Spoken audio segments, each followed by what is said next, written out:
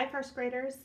I am going to read you a book that I think is really funny called No Jumping on the Bed by Ted Arnold. When Walter's father said, "No jumping on the bed," he meant it. But did Walter listen? I don't think we need to take a sneak peek with this bed. I think we can all guess what's going to happen. Take a look. See Walter? And notice the setting is in a city. No jumping on the bed. For William and Walter. In his bedroom, near the top of a tall apartment building, Walter was getting ready for bed. Before turning out the light, his father said, "If I've told you once, I've told you 1,000,000 times. No jumping on the bed. One day it'll crash right through the floor. Now lie down and go to sleep." "Just one more time?" asked Walter, but instead he plopped down on his pillow and squeezed his eyes shut. "Good night," said his father. He turned off the light and pulled the door almost closed.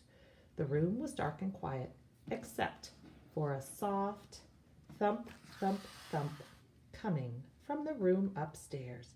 "That's Delbert upstairs," thought Walter. He switched on his bedside lamp. If Delbert can jump on his bed, so can I.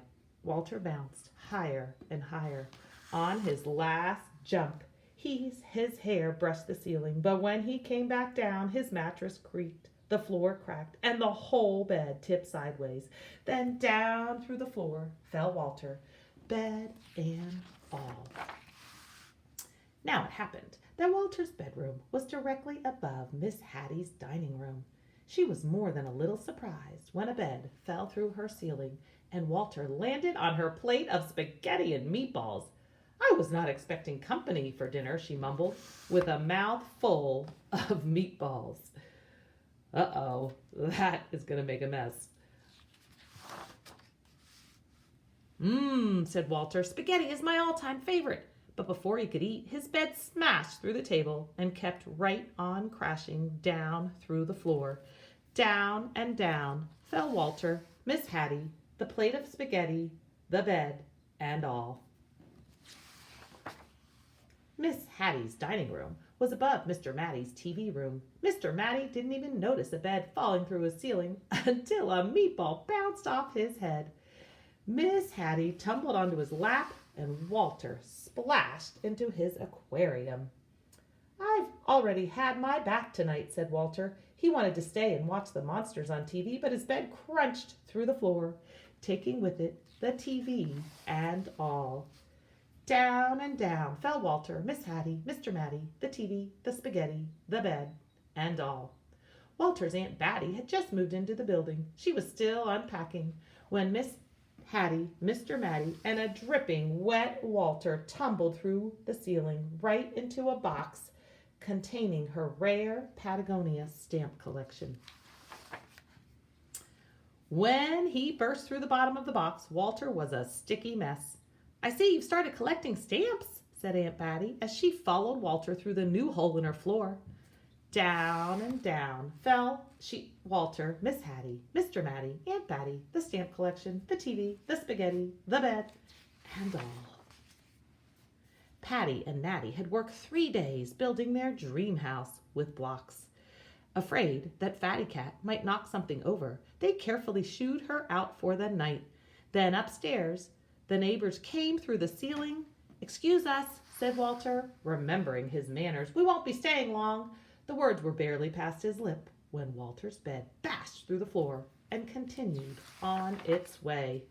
Down and down fell Walter, Miss Hattie, Mr. Matty, Aunt Batty, Patty, Natty, Fatty Cat, the stamps, the TV, the spaghetti, the bed, and all. The last thing Mr. Hanratty ever expected was to see a bed coming through his studio ceiling, followed by nearly everyone in the building. Uh-oh. Can you predict what might happen with this paint? "If I had known you wanted to see my paintings," he said, "I would have tidied up a bit." But they never once paused to admire Mr. Hanratty's colorful artwork. They were too busy splashing in his cans of paint. Then his floor caved in, and everyone followed Walter's bed down through the hole. Down and down fell Walter, Miss Hattie, Mr. Matty, Aunt Batty, Patty and Natty, Mr. Hanratty, Fatty Cat, 17 cans of paint, the stamps, the TV, the spaghetti, the bed, and all.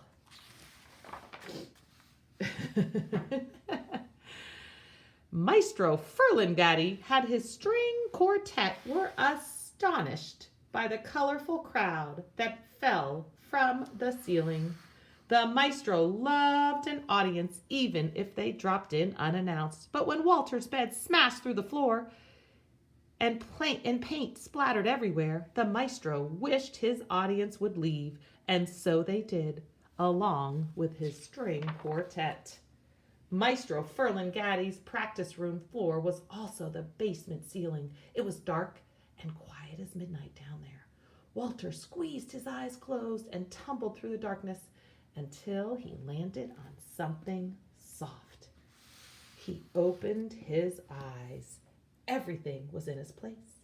His bedroom lights were out. The door was almost closed, and through it Walter could hear his mother and father talking quietly. "No more jumping on the bed for me," mumbled Walter as he lay down back to sleep. Suddenly he heard a creak. The ceiling cracked, and down came Delbert, bed and all. Down and down fell Delbert. The end. That's the end of the story. What might you think will happen next here? That was a fun book.